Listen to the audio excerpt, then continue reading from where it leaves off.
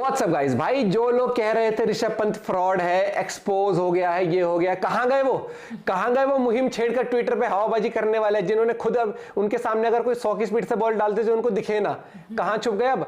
वही ऋषभ पंत है जिसने भाई कल ताबड़तोड़ 50 रन भी मारे हैं, धागे भी खोल दिए कल। ये तो इसीलिए हो जाते हैं कि ये तत्तर पत्रकार जो कुछ बन जाते हैं अपने आप को एनालिस्ट, तो हाँ। वो जो सो कॉल्ड ट्विटर पे, वो ट्विटर या फिर मीम पेजेस पे शुरू जाते हैं, तो ये नहीं, तो अच्छी बैटिंग करता है वो बंदा, उसमें टैलेंट भी है। और आज हम वो यस इस लेवल पे है। तो न्यूज़ बुक चैनल पर वीडियो है शुभांकर मिश्रा सर की, देखते पूरी वीडियो चैनल में, तो प्लीज सब्सक्राइब। 1 2 3 गो। क्या ऋषभ पंत ने बढ़ा दी है केएल राहुल की टेंशन? वेल, टेंशन तो बढ़ी है गुरु, क्योंकि अब आपको तय करना है कि आप किधर दिख रहे हैं। उस केएल राहुल की तरफ जो आते हैं, ठहरते हैं, रन बनाते हैं 111 बॉल पे 37 रन, या उस ऋषभ पंत पर जो इंटेंट दिखाते हैं 47 बॉल 61 रन।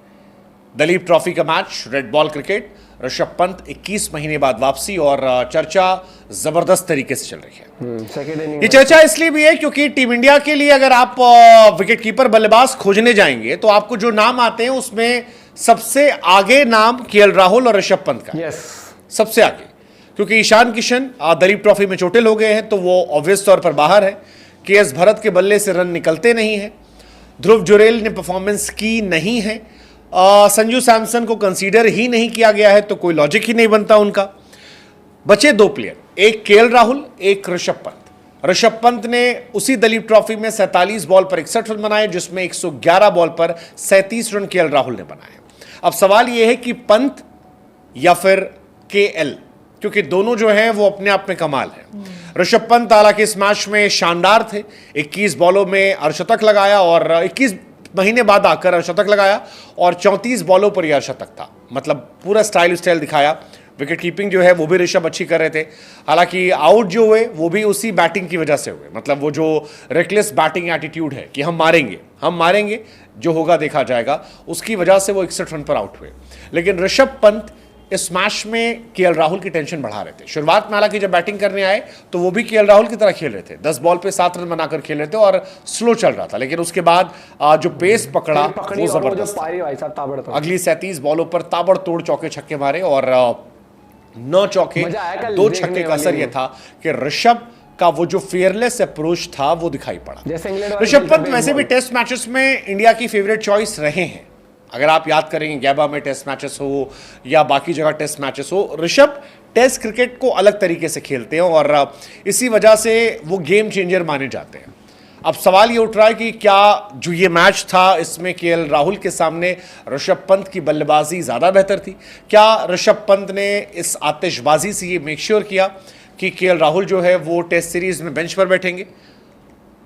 लगता तो ऐसा है। हालांकि ऋषभ के लिए वापसी इतनी आसान नहीं थी। एक बहुत खतरनाक एक्सीडेंट उनका हुआ था 30 दिसंबर 2022 को। उसके बाद तकरीबन 15 महीने तक वो क्रिकेट से बाहर थे। फिर एक शानदार कमबैक जो था वो आईपीएल में किया। Most run scorer for DC IPL 2024 में रहे। Highest run scorer versus Pakistan in T20 world cup 2024 में रहे। और अब यहां पर जब उनकी वापसी हो रही है फर्स्ट क्लास मैच 21 महीने के बाद, तो 47 पर 61 मारा ऋषभ पंत। टेस्ट क्रिकेट में तो मैं उनको मानता हूं कि वो इंडिया के फेवरेट विकेट कीपर होने चाहिए।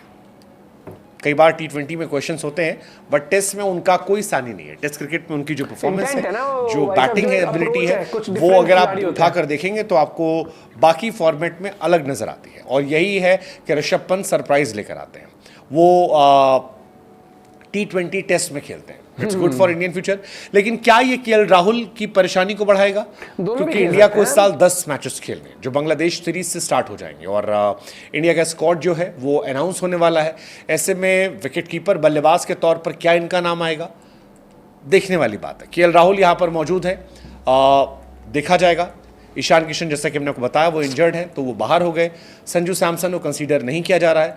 केएस भरत को मौका दिया गया था, बट उनके बल्ले से रन निकलता ही नहीं है। 13-16 ऋषभ ने स्मैश में रन बनाए और वो एबिलिटी दिखा दी।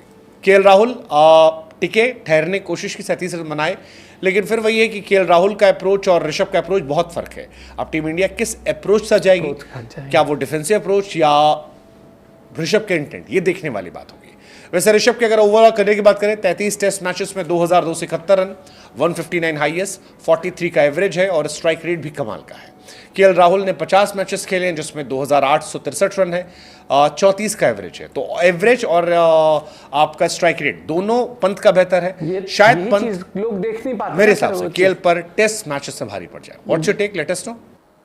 नहीं, अब जो लोग आ जाते हैं या फिर कुछ लोग आते हैं जो बहुत हैवी ड्राइवर होते हैं ना, जो बस तैयार रहता है कि मौका मिले हम बस रोस्ट करें या मीम पेज पर डालें और किसी एक पर्टिकुलर प्लेयर के पीछे पड़ जाए। एक बार बताओ, क्या बोलते हैं ऋषभ पंत के बारे में? पहले चलाया फ्रॉड, फिर बोला एक्सपोज, फिर बोला कि एक गाबा में पारी खेल ली थी उसकी वजह से हमने हवा में चढ़ा कर। अरे भैया, एवरेज कैसे कैलकुलेट होती है? कई सारे मैचेस जब हो जाते हैं, जब ये 50 मैच जितने मैच का स्टैटिस्टिक्स बताई, स्ट्राइक रेट और एवरेज, मतलब कि हर मैच में वो केएल राहुल से ज्यादा ही रन बनाते हैं। और एवरेज अगर बात करोगे, बहुत सारे टेस्ट प्लेयरों से अच्छी एवरेज है ऋषभ पंत की, और जिस इंटेंट से वो प्लेयर खेलता है ना, वो गेम चेंजर प्लेयर है, ये आपको समझनी पड़ेगी। ठीक है, लोग हाँ हर बार लगेगा कि अब इस बॉल पे आउट हो जाएगा, इस बॉल पे आउट हो जाएगा, ये तो भैया जो नहीं लगता आउट हो जाएगा वो भी तो आउट हो ही जाता है, आउट तो होना ही है। ठीक है, अब आपको माइंडसेट जो होता है, आप टी20 क्रिकेट में एक ही माइंडसेट लेके नहीं चल सकते। जैसे वनडे मैचेस पहले होते थे, भाई 220-30 रन बना देना कोई टीम, 50-250 कहते हैं ओ भाई साहब कैच ऑन, और आज तो 350-400 भी कम मानते हैं। वही चीज है टेस्ट क्रिकेट। एक टाइम पर कहते थे भाई साहब बस जैसे राहुल द्रविड़ बैटिंग करते थे कि संयम से खेलते रहना, बस दिन निकालने। अब क्रिकेट बदल रहा है, इंग्लैंड ने अपनी अप्रोच बदली है, तो वक्त के साथ ना हर फॉर्मेट में चेंजेस आते हैं। 4 टायर वाली गाड़ी चलाते थे आप बिना एसी वाली एक टाइम पर, है ना, फिर उसमें एसी आने लगा, फिर उसके अंदर वो फिर रेडियो भी आने लगा, रेडियो के बाद उसमें सीडी डलने लगी, सीडी पेन ड्राइव डलने लगी, फिर उसके अंदर म्यूजिक सिस्टम अच्छा आने लगा, फिर उसके बाद उसके अंदर टच स्क्रीन भी आने लग गई, और अब तो टच स्क्रीन बड़ी आने लगी, अब डिजिटल इंस्ट्रूमेंट क्लस्टर सामने भी आने लग गया, अब सनरूफ भी चाहिए लोगों को।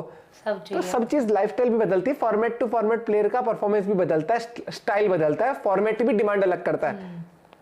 और वही चीज है कि वो स्टाइल सूट करता है ऋषभ पंत का, और आपकी टीम में होने चाहिए हर, नो डाउट। मुझे लगता है कि दोनों की जगह बन सकती है, केएल राहुल को भी खिला सकते हैं आप, वो टीम मैनेजमेंट पर रहेगा। लेकिन मेरे से अगर पूछते हो तो केएल राहुल, और इसमें प्रेफरेंस की बात नहीं करूंगा, मैं कहूंगा कि अगर कोई ये पूछता है केएल राहुल खेलना चाहिए, मैं बोलूंगा हाँ। पंत को खेलना चाहिए, हाँ। अब बात आती है किसको नहीं खिलाना चाहिए, वो उनके ऊपर है। हाँ। लेकिन पंत को देखो, केएल राहुल की जगह आप एक और प्लेयर ला सकते हो, लेकिन पंत वाली इंटेंट का प्लेयर आपको बड़ी मुश्किल से मिलता है जिसने प्रूव भी किया हो। आप अपना पॉइंट ऑफ व्यू शेयर कर सकते हो। और भैया जो मीम पेज पर चला रहे थे उनके लिए ये है कि वक्त जज्बात 1.5 दिन के अंदर ही बदल दिए। मिलते हैं एक साथ, बाय, टेक केयर।